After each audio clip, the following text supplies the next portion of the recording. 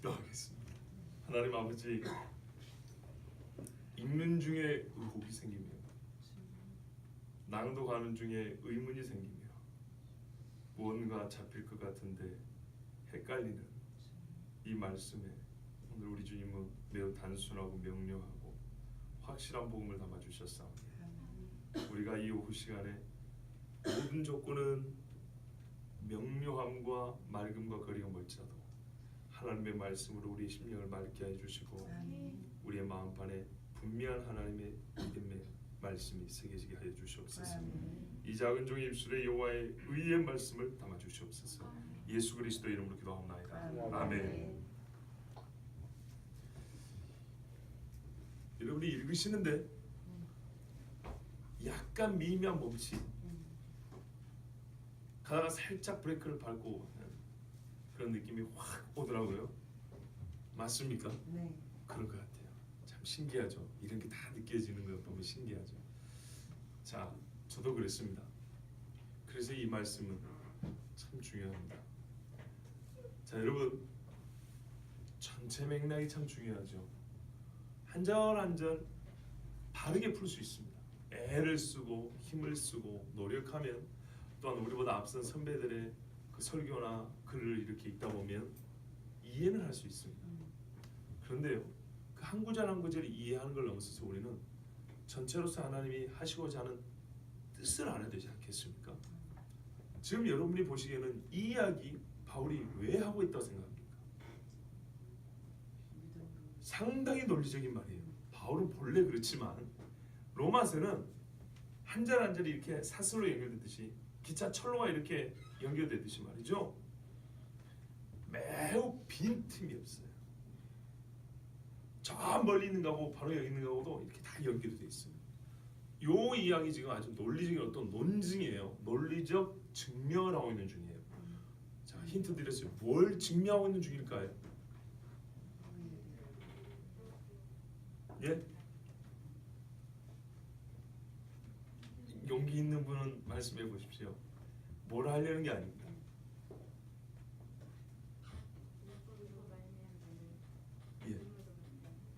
예, 그거는 이제 본문이기 눈에 띄는 거고 맥락을 말하는 거예요. 잘 보세요, 여러분. 제가 말씀드릴게요. 우리가 9장에서 주로 봤던 건 뭐냐면 구원의 문제에 있어서, 물론 이스라엘의 구원 문제로 시작했습니다. 큰 문제로 이스라엘의 구원을 이제 시작을 했습니다. 9장부터 본격적으로 하나님의 은사와 부르심 후회함이 없다, 실패가 없다, 8장 결론이었어요. 그렇다면 이스라엘은 어떻게 되겠느냐? 하나님이 이스라엘에 대한 구원을 실패하시겠냐? 절대 그럴 수 없다는 거죠. 자, 그러면 우리가 본격적으로 이스라엘의 구원 문제를 한번 얘기해보자 했어요. 그랬더니 이스라엘의 현 상태는 아주 끔찍한 상황이죠. 왜 그러냐? 왜 그러냐 했더니, 즉 이스라엘의 구원 문제에 대해서 같은 현상을 두 가지로 나눠서 생각할 수 있대요. 두 가지로 봐야 된대요. 첫 번째는 하나님의 주권적 선택이다. 그들 중에 선택받지 못한 자들이 있는 거다. 그러나 우리가 이 문제를 논하다 보면 뭔 의미 생기죠? 그럼 하나님이 사람한테 뭘 할 수 있나? 그러나 하나님이 여전히 구원받지 못하면 네 책임이다 그런다 했잖아요. 요 이야기 앞전 시간에 덜 했었죠. 그죠? 그런데 왜 제가 이 이야기를 했냐면 9장이 분명히 구원은 하나님의 주권적 선택이다, 하나님의 긍휼하심으로 말미암다, 요거를 강조하는데, 강조하다 보니 거기에 대한 반문이 생긴단 말이죠. 그 반문에 대한 응답으로 그러나 사람이 구원받지 못하는 것은 자기 책임이다라고 이야기를 했었어요. 그죠? 10장에서는요 본격적으로 사람이 구원받지 못한 책임이 본인에게 있다는 걸 얘기하고 있는 중이에요. 아시겠죠? 즉 이스라엘 중에 왜 어떤 이는 구원을 못 받냐, 이 이야기를 첫 번째로 보세요. 하나님의 선택에 따라 되는 거기 때문에 우리 모두 다 죄인인데 선택에 따라 되는 거다. 그 다음 두 번째는 사람이 믿지 않았기 때문이다. 이렇게 크게 두 이야기를 하고 있다고요. 요거는 9장이 중심되어 있고 요거는 10장이 중심되어 있어요. 우리 지금 이 두 번째 얘기하고 있는 겁니다. 그런데 이 두 번째 얘기가 9장 설교할 때도 나오긴 했어요. 왜냐하면 본 주제를 하려고 하는 건 아닌데 그 10장에서 얘기할 건데, 일단 반문을 제기하는 사람들이 있기 때문에 거기에 대답을 하는 차원에서 나와 있었어요. 아시겠죠? 예. 이제는 본격적으로 사람이 구원받지 못한 책임이 사람 본인에게 있다는 것을 논증을 하고 있는 겁니다. 그러니까 말이 논증이기 때문에 여러분 귀를 쫑긋 세우시고 마음을 활짝 열고 깨어있는 정신으로 들으셔야겠죠. 왜냐하면 같은 성경이지만 이 성경은 마치 법정에서 검사하고 변호사 싸우는 것처럼 그런 서로 논증, 논방하는 그런 류의 글이기 때문입니다. 자, 보십시오. 모세가 증거를 대는 거예요. 지금 왜 사람이 구원받지 못한, 특히 이스라엘이 구원받지 못한 책임은 하나님의 선택이니까 하나님이, 그게 우리가 구장에서 봤던 거잖아요. 그 뭐냐, 그 토기장의 이야기라든지 이삭과 에서 이야기라든지 다 기억나시죠? 네. 예. 그런데 왜 우리가 책임 있냐라는 얘기를 다시 말씀드리면 구장에서는 그런 질문이 나오니까 대답을 해줬지만 왜 인간이 책임을 져야하냐는 데는 그 주제만 갖고 얘기하지는 않았어요. 10장에서 그 이야기를 하고 있다는 얘기입니다. 자, 모세가 이렇게 기록을 했어요. 율법으로 말미암는 의를 행하는 사람은 그 의로 살리라 하였답니다. 이 말이 어디 있을까요? 모세가 말했다는데. 여러분 성경 보면 이렇게 관주가 달렸죠? 레위기 18장 5절 이렇게 쓰여졌죠. 레위기 18장 5절을 보면 이렇게 돼 있어요. 너희는 내 규례와 법도를 지키라. 사람이 이를 행하면 그로 말미암아 살리라. 나는 여호와이니라. 사람이 이를 뭐하면 산다고요? 행하면 산답니다. 그럼 여기 산다는 말이 무슨 말일까요? 구약성에 보면 주로 복받는다, 또는 약속의 땅에 들어가서 너희가 하나님이 주시는 그 기름진 복을 받으면서 산다, 이런 뜻으로 보이는 맥락이 있어요. 신명기 같은 데 보면 그렇게 돼 있어요. 그런데 여러분, 이 말씀이 레위기에서 어떻게 쓰여졌는가를 우리가 살펴보기도 해야겠지만, 로마서 이 본문에는 이 말씀을 어떻게 쓰고 있냐면 믿음으로 말미암는 의의 대조군으로 쓰고 있단 말이에요. 그럼 믿음으로 말미암아 의를 얻으면 우리가 살지요. 그 삶은 어떤 삶입니까? 영원히 사는 거죠. 영생을 얻는 거죠. 그러면서 율법으로 말미암아 너희가 행하면, 그 의를 행하면 그 의로 살리라, 이 산다는 것은 어떻게 산다는 얘기인가요? 아니, 영원히 산다는 얘기예요. 봐보세요. 영생을 얘기하는데 두 가지 다른 말이 있다는 거예요. 율법에서는 의를 율법에 따라 행하면 산다 그랬고요. 복음은 예수를 믿으면 산다고 했다는 거예요. 아시겠죠? 네. 그러니까 율법은 나를 잘 지키면 땅에서 복이나 받고 사는 거고, 믿음은 예수를 믿으면 지옥 안 가고 영원히 구원받고 사는 거고, 이렇게 말하는 얘기가 아니라는 얘기예요. 우리가 그렇게 대조하는 경우도 있죠. 우리가 살면서 애시당초 봐보세요. A를 따르면 A 다시라는 결과가 나오고 B를 따르면 B 다시라는 결과가 나오는 경우 있죠. 그죠? 이런 얘기가 아니고 C라는 산다는 영생이 이렇게 있어요. A를 취해서 C를 얻을 거냐, B를 행해서 C를 얻을 거냐, 이런 경우란 말이에요. 저도 사실은 이 레위기 말씀을 옛날에 설교할 때는 구약에 의를 행하면 산다는 말이 어딨냐고 제가 이렇게 물어봤어요. 없다고. 근데 제가 이번에 다시 배웠어요. 깨우쳤어요. 왜냐하면 본문의 맥락은 무슨 말이냐면 분명히 산다 그랬다는 거예요. 산다. 근데 문제는 네가 율법을 행해서 살 수 있겠니? 이렇게 물어보면 우리가 할 수 없다는 거예요. 그러니까 여러분 다시요. 5장같이 그냥 쑥쑥 갔으면 좋겠죠. 근데 이 말씀은 그리 갈 수가 없어요. 다시 보세요. 4절까지 그리스도는 모든 믿는 자의 의를 이루기 위하여 율법의 마침이 되시니라 그랬잖아요. 그죠? 근데 이거를 다시 한번 자세히 보면 모세가 기록할 때는 율법으로 말미암아 의를 행하는 사람은 그 의로 살리라 그랬다는 거예요. 여기서 산다는 것이 이 땅에서 복을 받고 산다는 얘기가 아니고 진짜로 구원을 받는다 그런 말이었답니다. 아시겠죠? 지금 구원을 받는 의를 얘기하는 거예요. 그 삶을 얘기하는 거예요.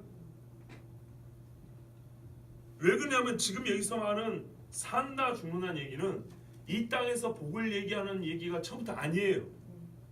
영원한 생명을 얻느냐 영벌에 빠지느냐를 얘기하고 있는 것이지 맥락이 그런 이야기지. 만약에 율법이 이 땅에서 먹고 사는 정도의 복이었다면 처음부터 믿음하고 비교를 안 해요. 이건 비교할 수가 없는 거예요. 그런데 지금 분명히 율법에서 네가 이 말대로 살면 하나님 앞에 의롭다고 여김을 받을 것이고 그래서 산다라고 성경에 기록이 되어 있다는 거예요. 그게 바로 율법으로 말미암는 의예요. 아시겠죠? 같은 칸에 이렇게 나란히 서 있는 거예요. 율법으로 말미암는 의, 믿음으로 말미암는 의, 행하면 의를 채우면 산다 이렇게 나란히 있는 거예요.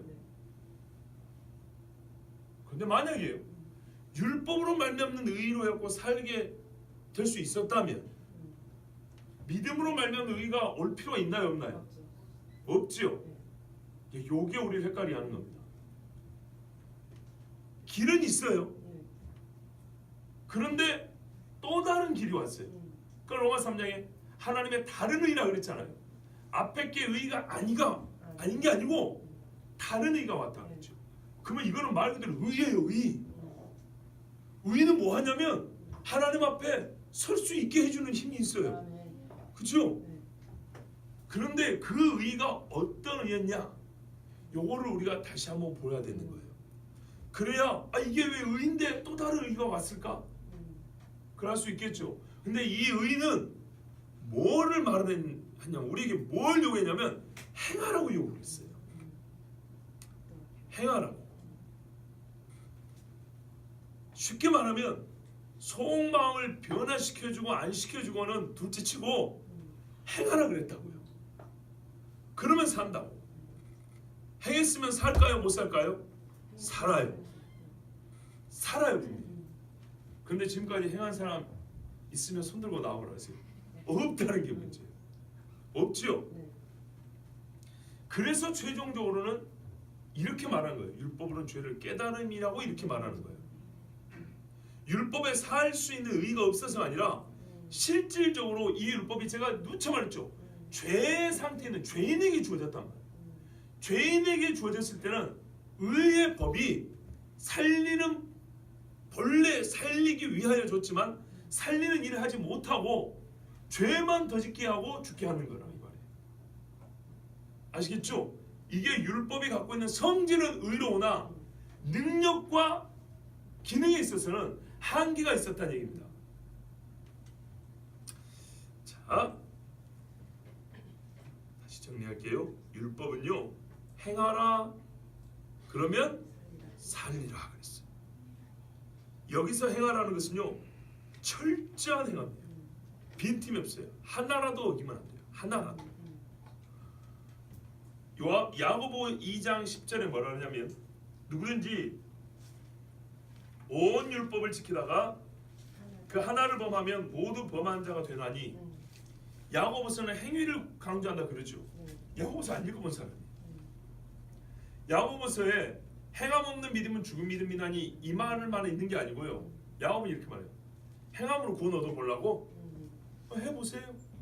하나라도 어기면 다 어긴다는 거 아시고 자 시작. 이게 야고보서예요. 야고보서는 처음부터 깐 전제가 뭐냐면 어떤 인간도 율법을 하나도 어기지 못하는 않는 사람은 없다는 거예요. 그런데 왜 행위를 강조할까요? 그 바탕에서 우리는 예수를 만난다는 거죠. 하나라도 율법을 안 하는 사람 없으니까 당신이 구원을 얻으려면 무조건 예수를 만나야 돼요. 근데 무조건 예수를 만나면 그 예수는 어떻게 하냐면 속을 바꾸는다고. 우리의 심령을 새롭게 하기 때문에 당연히 쌓은 선에서도 선이 나오고 쌓은 악에서도 악이 나온다는데 심령이 새롭게 되는데 그럼 변화된 심령에서 나오는 선한 행실이 하나님의 의에 따른 행실이 나올까 안 나올까요? 이건 당연한 얘기죠. 당연한 얘기. 그런 차원에서 야고보가 한 말이에요. 근데 그게 없으면서 말로만 나는 믿음으로 구원을 얻었으니까 이거는 하나님께 거짓말한다는 거예요. 율법을 지키라는 얘기가 아니었어요. 야고보서는 그렇게 말해요. 율법에 뭐라 그러냐?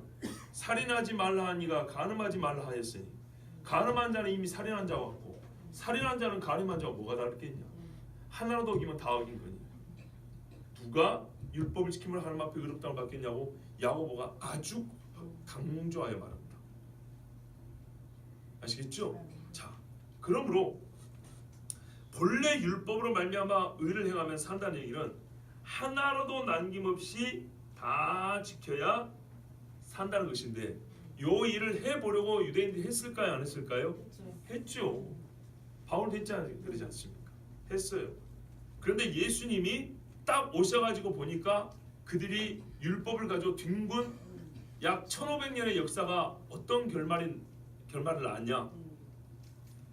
율법을 지킴으로 의를 얻어보고 있다는 사람들은 율법의 소유를 의의 근거로 삼는 사람이 되어버렸어요. 우리가 왜 이방인들과 다르냐? 우리는 율법이 있으며. 여러분, 율법이 있다는 것이 의를 말해줍니까? 율법을 행하는 것이 의를 말해줍니까? 행하는 거죠. 근데 법계만 있으면 전제에서 이길 줄 알고, 율법만 갖고 일고 있으면 하나님 앞에 의롭다함을 받을 줄 알고 이 지형으로 가버린 거예요. 하나님은 처음부터 그러려고 준 거 아니죠. 뭐 하라고요? 행하라고. 로마서 2장에도 율법을 가진 자가 의로운 게 아니라 율법을 행하는 자가 하려는 마음에 하고 이면적 유대인이 유대인이라고 그랬죠. 그렇죠.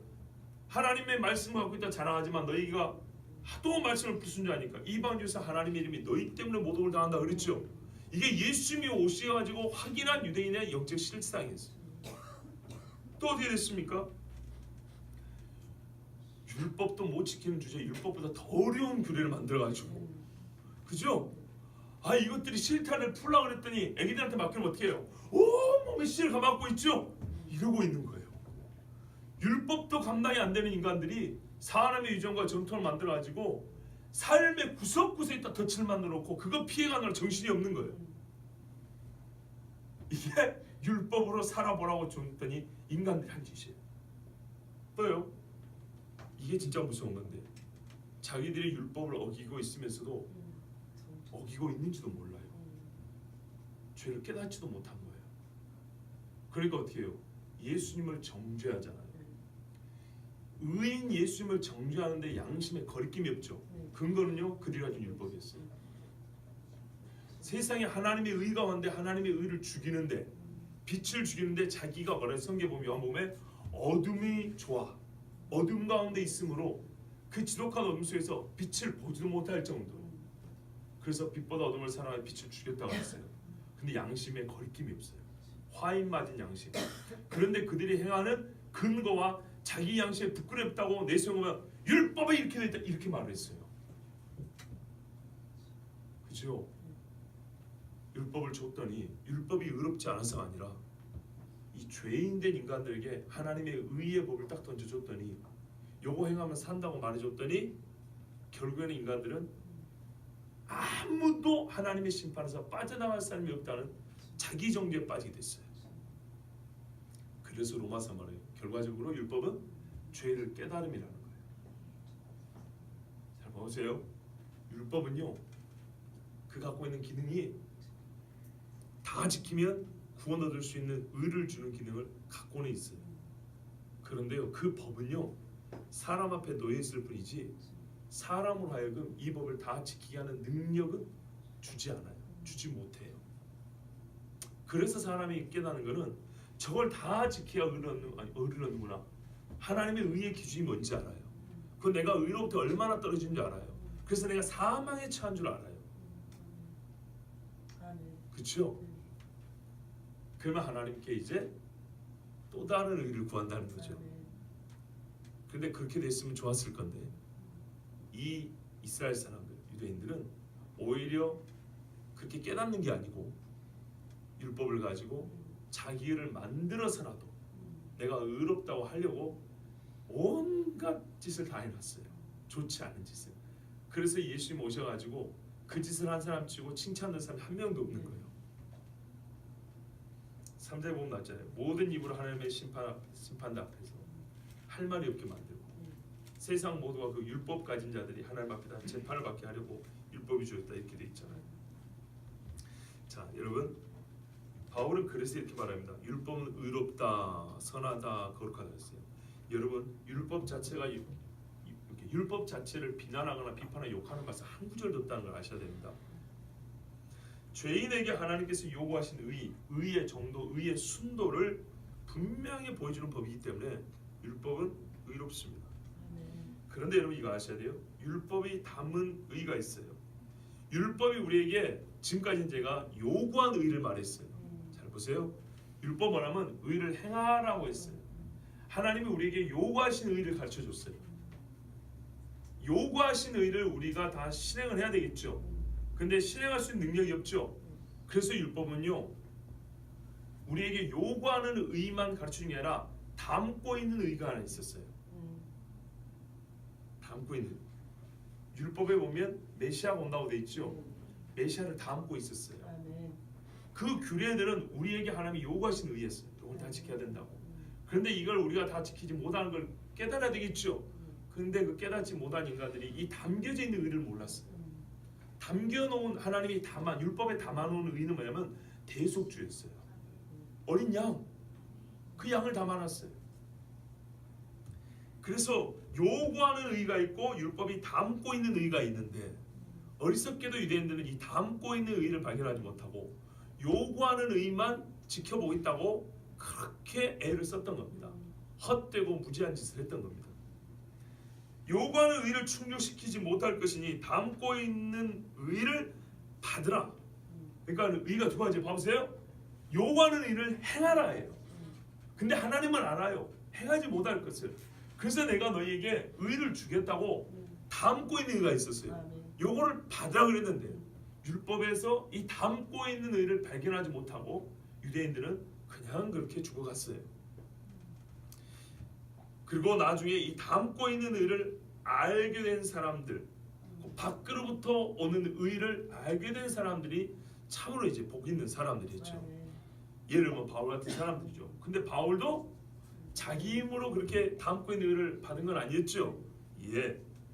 자, 하여튼 5절에 우리가 아는 게 있습니다. 하나님이 우리에게 살 수 있도록 말씀한 것은 반드시 의가 있어야 된다는 것이고, 율법을 통해서는 이와 같은 순도의 오름이 있어야, 의가 있어야 너희가 산다라고 말씀해 줬다는 거예요.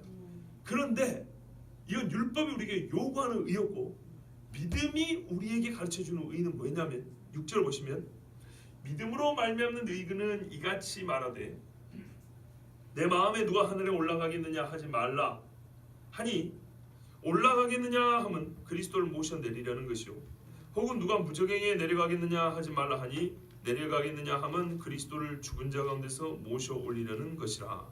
자, 먼저 믿음으로 말미암는 의에 대해서 좀 중요한 이야기를 하나 해드릴게요. 여러분, 아까 그 율법으로 말미암는 의는 구원을 실제로 우리가 얻어낼 수 없다 그랬죠. 그런데 여러분, 루터가 종교개혁 할 때 우리에게 외쳤던 말이 뭡니까? 오직 믿음으로 아닙니까? 곧 이 믿음으로 말미암는 의죠. 근데 그 외침을 루터는 목을 걸고 했습니다. 왜 그랬죠? 이 믿음으로 말미암는 의가 교회에서 가르쳐졌기 때문입니까? 안 가르쳐졌기 때문입니까? 여러분, 이거 아셔야 됩니다. 대한민국 신천지 무섭습니까? 별거 아닙니다. 유럽의 중세교회 1000년입니다. 1100년입니다.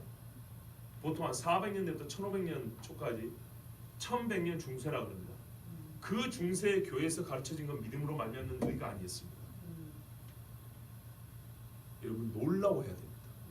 십자가를 걸고 교회에서 1000년 이상 믿음으로 말미암는 의를 가르치지 않았습니다. 마리아를 가르쳐놓고 성상 그림을 가르쳐놓고 신상을 써놓고 사람 성인들을 가르쳤습니다. 미사를 행해야 구원한다고 가르쳤습니다. 죽기 전에 종부성사를 해야 된다고 그렇게 가르쳤습니다. 루터는 본인이 수도사요, 도를 닦은 사람입니다. 본인이 신부였습니다. 그런데 이래갖고는 양심상 아무리 봐도 이거는 구원을 얻는 의가 아니에요. 하나님 앞에 설 수가 없는 거예요. 그런데 여러분, 루터가 그렇게 괴로워했다는 것은 교회가 그렇게 가르쳤다는 얘기입니다. 1100년을 그렇게 가르친 겁니다. 안 놀랍습니까? 교회가 로마의 국교화된 이후로, 기독교가 로마의 국교화된 이후로 급속히 타락해서 교리 중에 핵심 교리가 변질된 겁니다. 우리가 어떻게 하나님 앞에 의롭다함을 얻느냐에 대한 교리가 미사 지내고, 가톨릭이 말하는 어떤 의식을 치르고 그들이 말하는 걸 따블따블 외우고 성경도 못 보겠어요. 성경을 안 읽고 신부가 와서 집전하는 미사에 참여해야 죄 용서를 받는다. 사람에게 죄를 고백해야 죄 용서를 받는다는 이 교리를 1100년을 따랐어요. 그것이 절대로 사람에게 의를 주지 못한다고 확신했기 때문에 루터와 종교개혁자들은 진짜 목을 걸었어요. 당시 유럽의 여러 나라의 황제들과 왕들이 교황 앞에 무릎을 꿇던 시대입니다. 그런데 그 교황권 앞에 당당히 맞섰어요. 우리는 그 시대를 안 살아봤는데 우리 일제시대 아시죠? 일제시대보다 더 무서운 시대라고 생각하면 돼요. 세계 넓은지를 몰랐던 사람들이는 자기가 사는 세상이 다잖아요. 유럽에 살았다는 사람 어찌 보면 그 유럽이 세계가 답니다. 자기가 사는 세계에서 마치 외톨이가 된 것처럼 싸웠던 사람들이 종교개혁자들이라고요. 뭐 때문에요? 이 의의 문제 때문에 싸운 거예요. 여러분 어떤 분들은 놀라시는데요. 감사합니다. 교회가 십자가를 걸고 믿음으로 말미암는 의를 1100년 동안 숨겨오고 가르치지 못했어요. 믿지 않았어요. 그동안에 교회 다니는 사람은 어떻게 됐겠습니까? 뭘 믿었을까요? 그 정도 신박성을 알아야 종교개혁자들의 헌신과 수고를 우리가 그 가치를 아는 겁니다. 명백하게 성경에 기록이 되어 있는 것도 눈뜬 봉사처럼 못 봤어요. 왜요? 성경을 못 읽겠으니까. 뭐라고 가르치는지 압니까? 오늘 성경은 뭐라 그래요? 너무 쉽다 그러잖아요. 이 말은 아주 쉽다는 얘기입니다. 특히 8절 보세요. 무엇을 말하느냐? 말씀 내 입에 가까웠고 마음에 있은지 우리가 전파하는 이 말씀이다. 그러니까는 쉽다는 얘기입니다. 그런데요, 성경은 너무 어려서 당신들은 읽을 수가 없어 라고 처음부터 못 보겠어요. 로마 가톨릭이 한 짓입니다. 성경을 못 읽겠어요. 그리고 우리가 하는 이야기 들어 그러면서 설교는 라틴어로 했어요. 어떻게 알아보고 독일 사람 라틴어를. 그죠?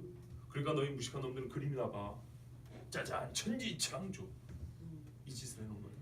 성상이나 봐. 마리아상 저기 가서 절하라고. 뽀뽀 안 하고. 여기 베드로 선생이 그 남는 공로를 구원해줄 거라고. 이렇게 1100년을 속아왔어요. 믿음으로 말미암는 의를 우리가 들을 수 있다는 것만 하더라도 어마어마한 은혜를 받고 있는 거예요. 이 한 줄 때문에 목숨을 건 신앙인들이 있다는 걸 아셔야 됩니다. 그래서 우리 신앙이 진짜 좀 더 철저해져야 돼요. 이 한 줄을 나만 믿고 구원받으면 될 거를 세상에 이렇게 어둠 속에 있을 수 있냐. 그러면서 정말 자기 목을 걸고 외쳤던 사람들, 교리 한 줄 때문에 목을 거냐고. 예! 그건 목을 걸 가치 있는 거예요. 그렇게 정말 하나님께서 우리에게 좋은 신앙의 선배들을 주셔가지고 우리가 다시 믿음으로 말미암는 의에 들어올 수 있다. 그 의를 얻을 수 있다는 것에 참 감사하시길 바라고요. 계속 보겠습니다. 6절에서 8절은요. 신명기 30장 말씀을 약간 변형시켜서 인용하고 있어요. 신명기 30장 12절에서 14절을 제가 읽어드리면 이렇게 되어 있습니다. 하늘에 있는 것이 아니니 내가 이르기를 누가 우리를 위하여 하늘에 올라와서 그 명령을 우리에게로 가지고 와서 우리에게 들려 행하게 할고 할 것이 아니오. 왜 이렇게 말하죠? 어렵지 않다는 얘기입니다. 어렵지 않다는 얘기예요. 그 다음에 이것이 바다 밖에 있는 것이 아니니 내가 이르기를 누가 우리를 위하여 바다를 건너가서 그 명령을 우리에게로 가지고 와서 우리에게 들려 행하게 할고 할 것도 아니라 오직 그 말씀이 내게 심히 가까워서 내 입에 있으며 내 마음에 있은즉 내가 이를 행할 수 있느니라. 아멘. 여러분 이 말의 요지가 자 우리 수능 세대를 강의원 피곤한 줄 아네. 내가 질문을 해봄세. 이 신명기 이 말씀이 자 이 본문은 쉽다는 말인가요? 어렵다는 말인가요? OX 하면 쉽다는 말이 어렵다는 얘기예요. 쉽다. 왜 강연이 이렇게 많으세요? 대리 시험은 안 돼요. 쉽다는 얘기죠. 그게 쉽다는 얘기예요. 지금 그 이야기를 하는데 조금 더 극적으로 강조를 해놨어요. 신명기는 하늘에 있는 것이 아니요 바다 밖에 있는 것이 아니라 그랬죠. 근데 같은 원리로 동일성의 같은 원리로 강조하기 위해서 바울이 이 말을 그대로 갖다 쓴데 뭐냐면 하늘에 올라가겠느냐 할 것이 아니다. 두 번째는 바다 끝도 아니고 무적행에 죽은 자가 있는 무적행에 내려갈 것이 아니다. 그렇게 시키지 않는다는 얘기예요. 믿음으로 말미암는 일은 그런 거 하지 말라고. 그런 거 하라고 요구하지 않는다는 거예요. 또 하나 뭐냐? 이 일은요 요구하지 않을 뿐만 아니라 할 필요도 없는 거예요. 할 수도 없고 할 필요도 없는 거예요. 아니 그리스도께서 우리의 구원을 완성하시고 하늘로 올라가셨는데 그분을 내려가지고 뭐 하겠다는 거예요. 우리의 죄값을 치르고 그분이 음부에 내려가셨는데 그분을 거기 모든 끌어올리면 우리가 죄를 어떻게 하겠다는 거예요, 본인이. 그렇죠? 그러니까 6절 7절 말씀 한마디로 이런 말이에요. 쉽게 말하면 그 가당치도 않은 일을 행할 생각이나 하지 마라. 믿음으로 말미암는 의는 죄인에게 하늘에 올라가서 그리스도를 끌어내리는 행위나 음부 무저갱에 가서 그리스도를 끌어올리겠다는 따위의 일을 하지 말라 그럽니다. 아시겠죠? 그런 걸 할 필요가 없다 그럽니다. 하늘에 올라가신 예수님은 우리의 구원을 완성하시고 음부에 내려가신 예수님 우리 죄값을 치르시고 우리 구원하기 위해서 가셨기 때문에 그런 짓을 하는 것은 이 구원을 오히려 방해하는 짓이라는 거죠. 또는 그리스도에게 당신이 왜 그리 쓸데없는 일을 합니까? 말하는 거라고 똑같은 겁니다. 그런데 여러분 의를 얻겠다는 사람들은 절대 이런 생각이나 이런 짓을 하면 안 되겠죠. 예, 막을 수도 없고 아무 유익이 없는 일이니 그런 걸 하지 말라는 겁니다. 그래서 요점으로 정리하면 6절 7절은 첫째, 불가능한 짓을 하지 말라. 둘째, 그런 고생은 할 필요가 없다입니다. 믿음으로 말미암는 의는 전적으로 그리스도께서 하신 일에 근거하므로 그리스도를 제하는, 그래서 의를 얻겠다는 그런 이상한 짓을 하지 말라는 겁니다. 이거 보시면 전부 다 그리스도 하는 일이죠. 믿음으로 말미암는 의는 그리스도가 주는 거기 때문에, 그리스도로 말미암아 얻는 거기 때문에 그리스도가 하고 있는 일에 어떤 부분이라도 내가 끼어들려고 한다거나 간섭하려고 한다거나 막으려고 한다거나 그것을 할 수도 없거니와 그런 일은 절대 해서도 안 된다는 겁니다. 할 필요도 없는 일이라는 겁니다. 자, 그러면 무엇을 말하느냐? 다만 이렇게 말할 뿐입니다. 율법과 같이 그러니까는 뭘 하라는 것도 아니고요. 뭘 하게 되면은 어처구니 없는 일만 하게 되는 거예요. 그래서 믿음으로 말미암는 일은 우리에게 뭐라고 말을 하냐면 말씀이 내게 가까워 내 입에 있으며 내 마음에 있다 하였으니 곧 우리가 전파하는 믿음의 말씀이라. 아멘. 이 말은요, 그 의가 우리 가까이 있다는 얘기를 하는 거예요. 그러니까 이미 예수님이 다 해놓으셨고 네 마음 문 앞에 딱 와 있어. 근데 거기다 대고 내가 그리스도 하늘에 계신데 가가지고 좀 그분을 끌어내릴까 이런지, 저 음부에 계시는데 아주 그만 계시고 올라오라 이런 이상한 짓을 할 생각하지 말고 딱 문 앞에 와 있고 내 입 앞에 와 있는 분이니까 입을 열어 고백하고 마음을 열어 받아들이라는 얘기입니다. 그러면 어떻게 된다고요? 의를 얻는다는 겁니다. 그러면 의를 얻는다는 겁니다. 그런데 여러분, 이렇게 말씀을 듣고도 약간 뭔가 미심쩍거나 정리가 좀 덜 된 같은 느낌을 받으실 겁니다. 저도 그렇거든요. 그 이유가 어디 있냐면요, 바울이 잘 보세요. 율법으로 말미암는 의와 다른 믿음으로 말미암는 일을 우리에게 설명해 주잖아요. 그럼 무슨 말이냐면 지금 유대인들이 이 믿음으로 말미암는 의를 내팽개쳤다는 얘기입니다. 지금 그 이야기하는 중이거든요. 9장에도 나와요. 여러분 봐보세요. 좀 남성하겠지만 9장 30절 보세요. 31절. 의의 법을 따라 이스라엘은 율법이 되지 못하였으니 어찌 그러하냐? 이는 그들이 믿음을 의지하지 않고 행위를 의지함이라. 부딪힐 돌에 부딪혔느니라. 맞죠? 예. 지금 유대인들이 이래서 의를 얻지 못했다, 이 이야기를 하고 있는 것입니다. 그런데 여러분, 우리가 여기서 뭔가가 좀 마음에 약간 미심쩍다, 뭔가 좀 정리가 명쾌해야 되는데 조금 뭔가 좀 걸리는 게 있다라는 그런 생각을 하게 되는 이유가 뭐냐면, 바울이 믿음으로 말미암는 의를 가르쳐 주는데 율법을 이용하고 있다는 겁니다. 신명기를 이용해서 지금 믿음으로 말미암는 의를 가르쳐 주고 있다는 얘기입니다. 신명기 율법인데, 그죠? 굉장히 신기하지 않습니까? 여러분, 우리는 웬만하면 말을 좀 스스로 함정에 안 빠지게 꼬지 않으려고 애를 쓰는데 바울은 작정한 듯이 지금 아주 좀 꼬고 있습니다. 왜 신명기 곧 율법을 인용하여 믿음으로 말미암는 의를 가르치고 있는 겁니까?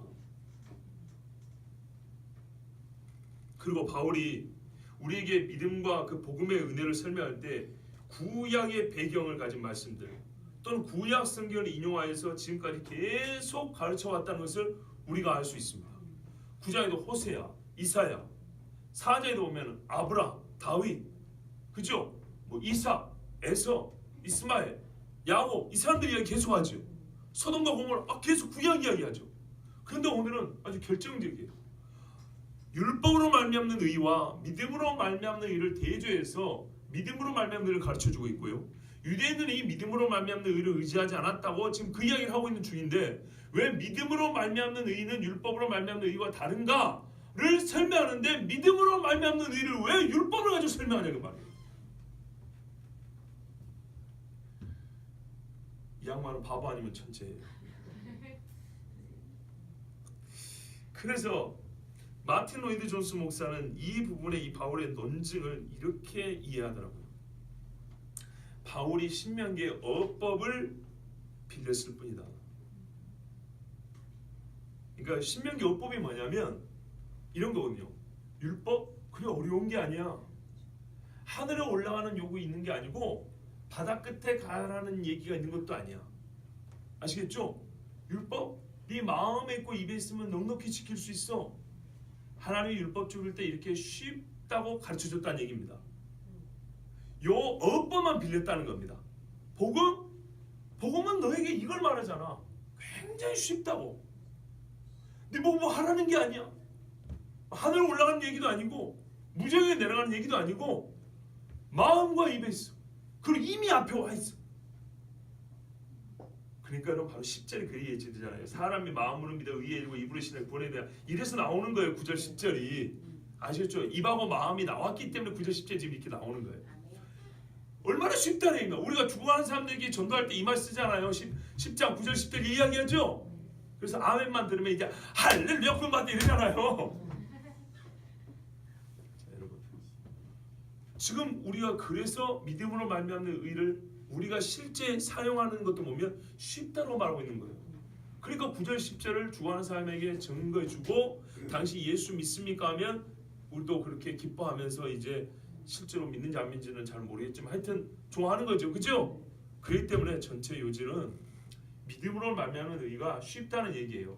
그러니까 그 쉬움을 설명하기 위해서 율법에도 보니까 쉽다고 말하는 데 있더라는 거예요. 그래서 그 어법을 빌려다가 어법만 빌렸다가 그 쉽다라는 어법만 쉬운 것을 어떻게 표현하느냐. 이게 쉬운데 굉장히 쉬운데 이걸 알려줄 방법이 없네. 그 쉬운 방법을 가르쳐주겠다 이 말이에요. 그래서 율법을 신명기를 인용했다 이렇게 로이드 존스 목사는 이해를 하더라고요. 근데 저는 그보다 더 중요한 것이 있다고 봅니다. 여러분 하나님께서 신명기에서 아까 로이드 존스가 말했던 그렇게 쉽다는 것을 강조해주는 어법으로 말씀하신 것은 실제 율법을 지키는 것이 그리 어려운 일이 아니었기 때문입니다. 나중에 로마서 쓸 때 바울에게 써먹으라고 그렇게 써놓은 게 아닙니다. 실제로 율법을 지키는 게 쉬운 게 아니면 하나님이 그런 말씀을 하실까요?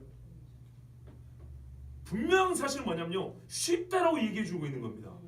쉽다라고 얘기해 주는 건데 바울이 이 말을 왜 갖다 썼냐 하니까 쉽다라는 그 어법을 갖다 썼다는데 로이드 존스 목사 같은 경우는 이게 율법이 쉽다라고 말해준다는 것은 인정하지 별로 그렇게 생각하지 않고 바울이 복음을 쉽다라고 말하는 데만 인용하는 데 집중하는데 저는 그렇게 보지 않습니다. 신명기에서 바울이 로마서를 쓰기 전까지 신명기를 읽는 사람은 말 그대로 신명기를 읽고 아멘한 사람은 아 율법이 이렇게 쉬운 거구나 이렇게 이해하고 아멘하지 이렇게 써졌지만 이거는 나중에 하나님이 딴 이야기 하려고 한 것이야. 율법은 어려워. 그랬을까요? 그게 아니고 율법은 쉽다고 받아들인 거예요. 문제는 어느 누구도 율법을 입에 담고 마음에 새긴 자가 없었고 그것을 하지 못했다는 겁니다. 잘 보세요. 이제 좀 예리하게 보네요. 율법을 지키는 것이 어려운 게 아니고 성경에는 뭐라고 하냐면요. 율법을 지키는 게 쉽다고 말하지만 그리 할 수 없는 그리 하고자 한다면 하기 위해서 필수적으로 갖춰야 될 조건을 말하고 있어요. 그 조건이 뭐냐면 보세요. 전체는 쉬운데 이 쉬운 것이 쉽게 되려면 어쩌냐면 마음에 있고 입에 있어야 된다고 말했다고요. 근데 문제는 마음에 두고 입에 두는 것이 이것보다 더 어려운 거예요. 아시겠죠? 하나님은 뭐냐면 이 규정 살인하지 말라 그게 어려운 거 아니다. 부모 공개하라 말 그리 어려운 거 아니다. 그 행위는요 그리 어려운 거 아니에요. 근데 이 어려운 것이 아닌 것을 내가 너에게 줄 때 어려운 것은 아닌 것이 진짜 어렵지 않게 네가 할 수 있으려면 다 한 가지가 필요하다. 그게 뭐냐면 요게 네 마음에 있고 입에 있어야 되는데 부패한 본성이 어느 누가 율법을 마음에 두고 입에 담냐 이 말이죠. 이게 안 되면 어떻게 율법은 쉬운데 어려운 게 되는 거예요. 너무너무 어려운 게 되는 거예요. 그러니까는 율법이 육신으로 말하면 할 수 없는 그것이라 했잖아요. 이게 하나님의 은혜니까요. 그리스도로 하시다니 생명의 성령의 법이 새로 왔다잖아요. 마음을 새롭게 하는 법이 왔다잖아요. 새롭게 피임을. 그러니까 요게 이렇게 되니까 어떻게 해요? 마음에 하나님의 말씀이 에스겔이나 예레미야 그래. 내가 이제는 너희 마음에 철피로 새겨버린다 그러죠. 요렇게 되니까 어떻게 해요? 이제는 쉬운 거요. 그거를 제가 뭐라고 말합니까? 예수 믿으면 율법은 기본으로 지킨다니까요. 이거는 한인관 얘기가 아니고 성경 이야기입니다. 맞지요? 이거는 죄악된 본성의 변화 없이는 이 쉬운 율법조차도 세상에서 가장 어려운 법, 가장 짐이 되는 법이 될 수밖에 없었던 것입니다. 만일 로이드 존스 목사처럼 신명기 말씀은 그 자체로서 담고 있는 메시지를 받아들일 수 없고 뭔가 다른 것을 즉 쉽다는 것을 전하기 위한 비유 그렇게만 생각하면 비유 정도로 들어야 됩니다. 율법 자체가 쉽다라는 의미를 읽어내기 어렵습니다. 근데 성경 분명히 말합니다. 그러니까 여러분 예리한 사고력이 필요하다는 게 이런 겁니다. 성경 분명히 율법을 지키는 것은 쉽다 그랬어요. 율법을 지키는 건 쉬운데 그리고 아무 말을 안 붙인 게 아니고 우리 주님이 뭘 하냐면 마음에 있고 입에 있으니 쉽다 그랬어요. 근데 이 뒷부분을 생각 안 한다고요.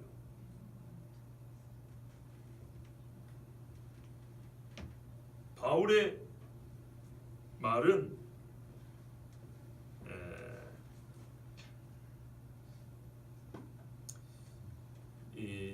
말할까요? 자기가 이런 말 한 적 있었죠. 나는 율법에 흠이 없다. 그렇죠. 그리고 예수 앞에 온 어떤 젊은 청년 부자도 그랬죠. 나는 어려서부터 다 지켰습니다. 그랬죠. 예수님도 부정 안 했습니다. 부정 안 했는데 사실 그거는 그들이 무지하기 때문에 그냥 넘어가 주는 겁니다. 무슨 말이냐면요. 바울이 나중에 예수님을 만나고는 말이 이렇게 바뀝니다. 분명히 뭐냐면 나는 실상 율법에 흠이 없는 자였다고 당대 사람들이 인정받는 사람이었고 자기도 그렇게 자부했습니다. 그런데 바울의 말을 들으면 아주 놀라운 표현이 있습니다. 7장에 보면 그러나 죄가 기회를 타서 계명으로 말미암아 내 속에서 온갖 탐심을 이루었나니 이는 율법이 없으면 죄가 죽은 것임이라. 전에 율법을 깨닫지 못했을 때에는 내가 살았더니 계명이 이름에 죄는 살아나고 나는 죽었도다. 생명에 이르게 할 그 계명. 분명히 계명은 생명에 이르게 한다 그랬어요. 생명에 이르게 할 그 계명이 내게 대하여 도리어 사망에 이르게 하는 것이 되었도다. 그리고 이제 계속 죄가 기회를 타서 계명으로 말미암아 나를 속이고 그것으로 나를 죽였느니라. 이렇게 말하면서 이러보고 내 율법은 거룩하고 계명도 거룩하며 의로움에 선하도다. 자 이렇게 이제 말을 하는데 더 읽어드릴까요? 그런지 선한 것이 내게 사망이 되었느냐? 그럴 수 없느니라. 오직 죄가 죄로 드러나기 위하여 선한 것으로 말미암아 나를 죽게 만들었으니 이는 계명으로 말미암아 죄로 심히 죄되게 하려 함이라 그랬어요. 이 로마서 7장 8절 13절 말씀입니다. 바울에 있어서 전에 예수님 만나기 전에요. 율법 지키는 거 재밌었어요. 사람들이 안아줬고 본인도 막 의가 채워지는 느낌도 있고 바리새인들 재밌게 율법 지킨 사람들입니다. 재밌었어요. 쉬웠어요. 그러나 그것이 어디까지나 착각이었어요. 바울이 뭐라 하냐면 전에 율법을 깨닫지 못했을 때는 내가 살았더니 이렇게 말했어요. 그리고 율법이 오기 전에 내가 탐심을 알지 못했답니다. 여러분 전에 율법을 깨닫지 못했을 때 언제라고 생각하십니까? 바울에게 있어서 그 사람은 어려서부터 율법 배운 사람입니다. 근데 만약에 전에 율법을 깨닫지 못했을 때가 실제로 율법을 배우기 전이라면 이거는 뭐 거의 아장아장 걸음마 때 이야기입니다.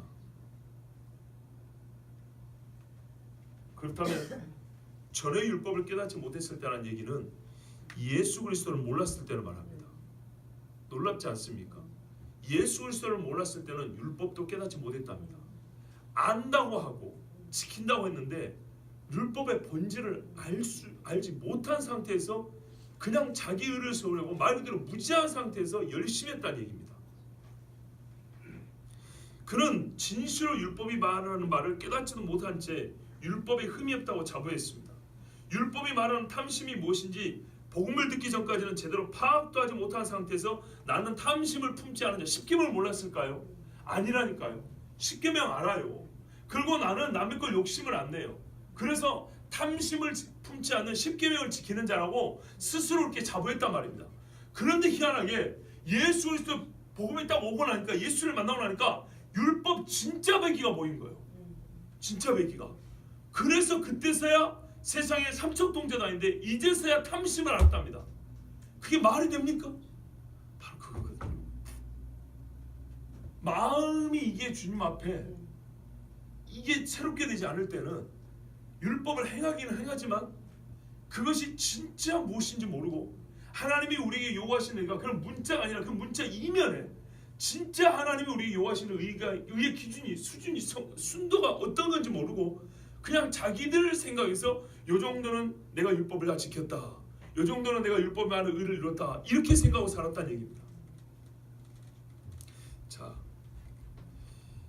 이제야 알았습니다. 율법은 의롭고요, 그리고 지키기 어려운 법이 아니었습니다. 그러나 죄인에게는 어렵습니다. 불가능합니다. 입과 마음에 그 법을 둘 수가 없기 때문에 쉽게 지킬 수 있는데 어렵게 지킨 겁니다. 그리고 지켰다 하더라도 그것은 거짓될 수밖에 없었던 겁니다. 그리스도 예수께서 내 죄를 제거하기 전까지는, 사망의 왕노릇한 데서 자유를 주시기 전까지는 나는 실제로 율법을 지키지 못했다는 것을 깨달았습니다. 그런데 어떤 어리석은 자는 그리스도를 만나 놓고도 역시 하늘에 올라오고 음부에 내려가는 짓을 해서 의를 얻으려고 합니다.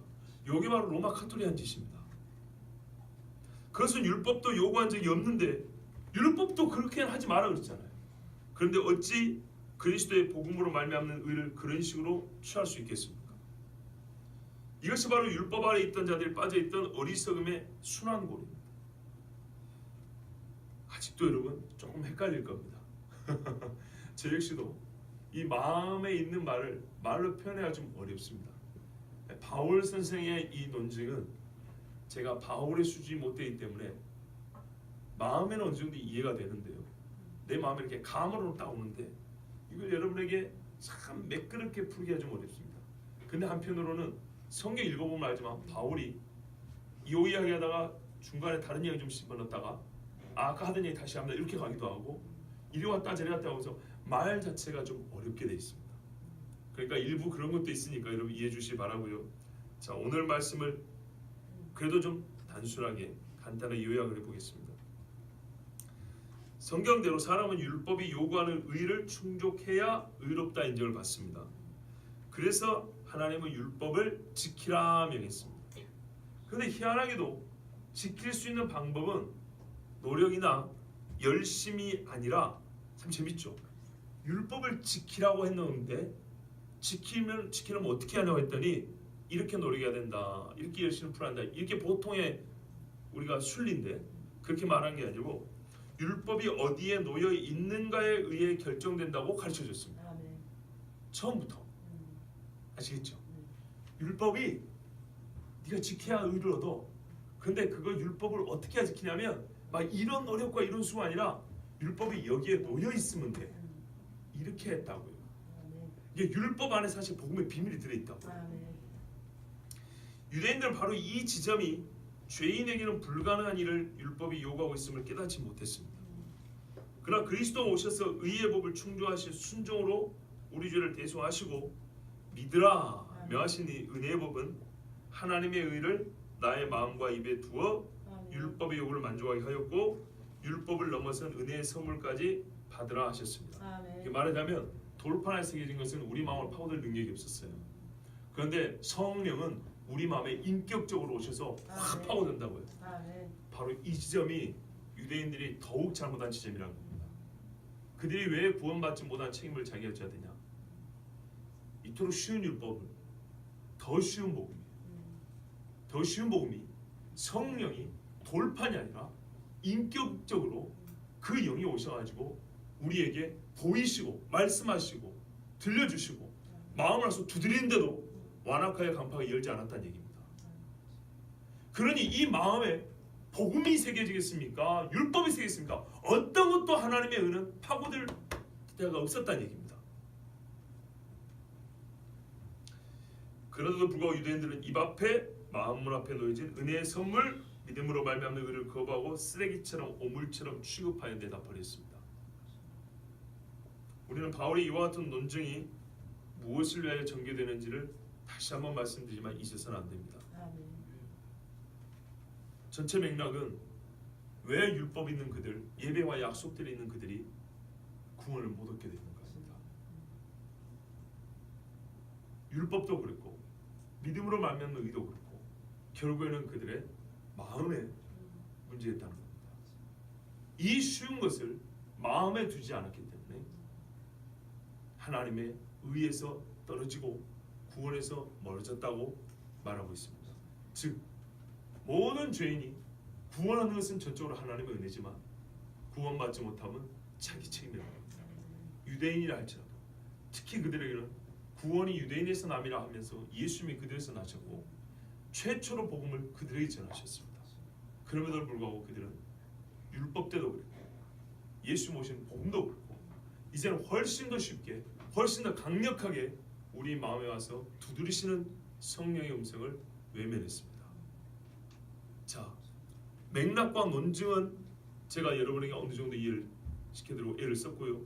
그리고 더욱 중요한 것은 이 논증이 무엇을 위하여 지금 여기에 기록이 되어 있는가? 바울이 무슨 말을 하는 중에 이 논증이 필요했던가? 뭐 때문에요?